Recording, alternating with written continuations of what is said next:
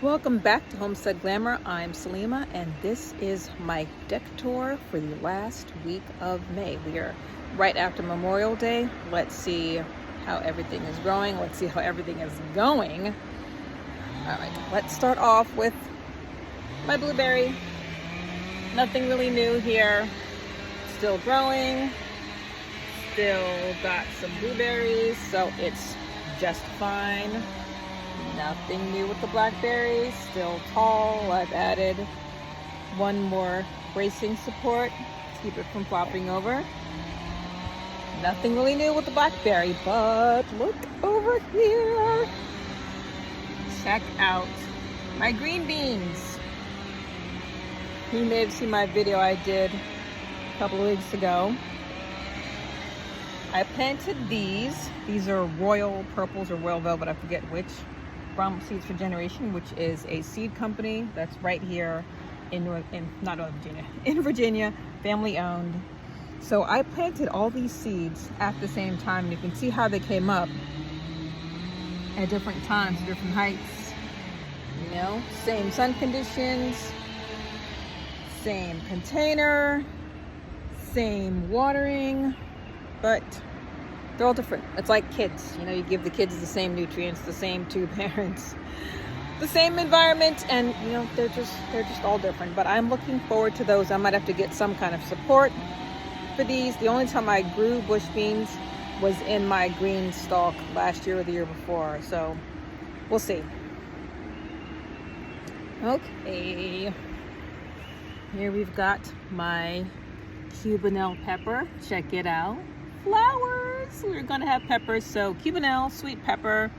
The picture has got them in red, orange, and pale green, so we'll see how that goes. Marigolds doing fine, hopefully discouraging some pests. Our lunchbox mix sweet bell pepper. You can see we've got buds, we've got flowers. Excited because you know peppers are not cheap, but beyond the money savings, I mean, it's always good to save money, right? Beyond the money savings, fresh picked, homegrown, it just tastes better. It just tastes better. Herb garden over here, oregano getting very tall, basil filling out as well. Here's my husband's fig tree recovering pretty nicely from being chewed up by deer. And then over here, check out this zucchini plant. It is, look at it. It's just huge. So really excited. So looking closer to the base here, you can see, you see there? Let me tilt the camera there. See that? And that, those are gonna be blooms. Hopefully everything will fertilize. I had an issue last year with having too many male or female flowers, I forget which. Had a hard time pollinating. So we're gonna make it work. Even if I have to do it myself with a Q-tip. Oh, this is just my other bell pepper. From another angle. Still looking good. Okay. My mammoth jalapeno looking good. Also getting tiny little buds. And down, oh, look at this. Discovering this with you guys. I've got my first jalapeno growing on my mammoth jalapeno. Very excited. Nothing much new going on with the flowers. Actually, no. I think I told you I had a hard time with my hydrangea. These are white hydrangea. They didn't bloom after the first 2 years. So this year I decided to break off the tips and see if it would stimulate some flowering, and check it out. Look at that. Looks like we're gonna get flowers. So if I get even 1 or 2 flowers, I'll be happy. But definitely gonna cut these down at the beginning of winter. These are some lilies I got from Home Depot like 3 years ago. They come back every year. I don't do anything to this pot. Don't fertilize, don't do anything. And you can kind of tell because it's looking kind of sad. So this year I should transplant it, give it some fertilizer. Reward it for holding on all these years. I don't expect those flowers to be too pretty at all. Some things take better to neglect than others. So my petunias had dropped all their flowers, and now they're getting some flowers back, some buds. So I'm happy. They're about to be ripped out. Again, the hydrangeas on this side of the deck. The flowers look weird to me though. I don't remember them looking like this when they first started coming in. So, I mean, it was a round kind of puffball hydrangea, just like my regular, blue/pink, depending on the acidity of the soil hydrangea. So I don't know, but lemongrass is ready. She's ready to harvest a little bit here and there for tea, for red curry, which we like to make, so happy about that. I've got 2 hydrangeas in the front that are just not thriving at all.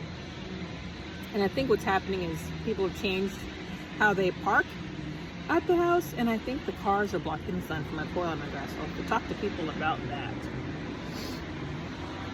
My sun gold has decided to put on some flowers. It's not growing as quickly as I thought it would, but maybe I just have unrealistic expectations for my poor sun golds.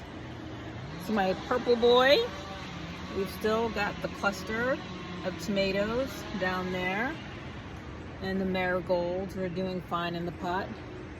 Purple boy is growing. He's getting to be a big boy. My black cherry tomatoes. I finally got a flower here. So I've never grown a black cherry tomato, so I'm looking forward to actually tasting that. I saw a really funny quote on Roots and Refuge. I don't know if she made it up, but she said store-bought tomatoes taste like disappointment. And I remember back in the 80s, heirloom tomatoes weren't a thing unless you were a gardener. And we weren't. We didn't have a garden at my house. So the grocery store, you just get those like kind of pale pink, kind of mealy tomatoes and Romas and cherry tomatoes. And that was it. And now with the popularity of different kind of tomatoes, you get so much. Look, I just noticed as I was speaking to you. Oh, can I see it? Look, we have a cherry tomato.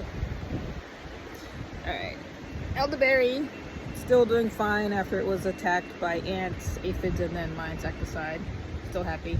Still need to go down the landscape and dig up that black lace elderberry and bring it up here so the deer can't eat it, and I can finally get some elderberries after, oh, look at this, after several years. But I just noticed, we're discovering it together. We got some flower heads on my elderberries. Now, I have never gotten a single elderberry off my elderberry plants. I don't know what happens. I get that kind of flower, it gets bigger, it gets fuller, and then I go out and nada. I don't know if the deer are eating the flowers, if the birds are eating the flowers, but I've never even seen a berry. So, yeah, we're gonna bring them up to our little deck nursery here and see if we can make something happen. My lemon tree, well, my husband's lemon tree was a present from me to him, continues to grow, continues to ripen.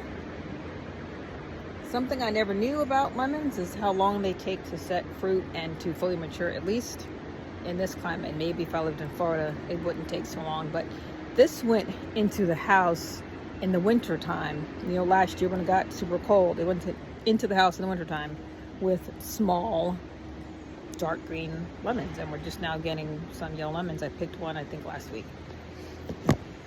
All right, nothing much new on the lamb's ear. Continues to grow. It's gonna be looking good. Ready for some skincare. I actually didn't buy it for that. I bought it just to have, because it's pretty and fluffy. But extra leaves, good for skin, good for body oil and body butter. All right, now let's talk about the green stalk here. We are doing really well. We are giving fresh strawberries. Look at this. Look at this beautiful strawberry. We are getting fresh strawberries every day. Sometimes they're little small ones, but these are going really well. So the ones that are coming in are the Chandlers. I planted every other pocket. And these other ones, we've got Ozark Beauties, which are giving us nothing yet. I think they don't come on until September, so we'll see. No flowers on our chamomile yet, but the cilantro looks good. The parsley looks good. This is the tier where I've got the smaller tomatoes, the smaller strawberries. And those are looking pretty good. I get a couple of those every day. So the basil isn't looking too hot. I mean, you can see like it's alive, right? All the plants, they're, you know, they're not looking particularly sad, but they're not looking particularly large either. So I don't know if it's a water issue. Is it too much water? It's been raining a lot every other day. Too much water or not enough sun. Maybe my lemon tree is blocking it.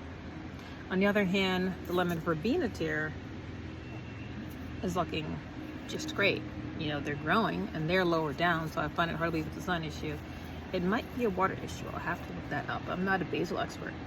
But I will say the one that's over there in the pot is doing pretty well. So, ooh gosh, lemon verbena, you should smell that. Oh, that smells so good. I use lemon verbena in a body oil and a body butter, and it's just delicious. Now, last but not least, well, it's kind of the least. It's my other mini dwarf Meyer lemon, which is bought to cross-pollinate that one because I only got fruit like the first year, so I had to get a cross-pollinator for it. But check her out. She's got flowers. She's promising to give us some lemons. So what I will need is more space because that lemon, I was about to say lemon verbena, that dwarf Meyer lemon kind of barely fits through these double sliding glass doors. And then last winter, I had it in my loft office area, kind of, you know, arching over my head. And I'm just kind of like ducking underneath on my laptop, but it's worth it. It's worth it for fresh lemons right off the tree. And that is my deck tour. So what's new this week is we have our first cherry tomato formed, fruiting on the plant, waiting of course for that to actually turn red so that we can pick it. We've got flowers on our sun gold. We've got tomatoes on our purple boy that are getting larger but not turning colors yet. Strawberries are producing. Lemon verbena looks good. Everything looks good. I'm really, really happy with it. So what you hear in the background, you hear a lot of chainsaws, you hear machinery. We had a storm. A couple of trees fell over here. A couple of trees fell over there. So people are out cutting up, they're cutting up trees and hauling off logs and, you know, making firewood. But it's going to result in some sun actually further over in the landscape. So I'm looking forward to actually putting in a proper raised bed garden that I can walk into and have a little gate because we have deer. So you got to have a fence and you got to have a gate because of the deer. But in the meantime, I'm working with my little mini deck garden here in my mini nursery. I'm very, very happy with it. I'm looking forward to lots of cherry tomatoes in salads, putting it in sauces, tea, bell peppers for food. It's going well. So I hope you are growing and growing well. I'll catch you at the next deck tour.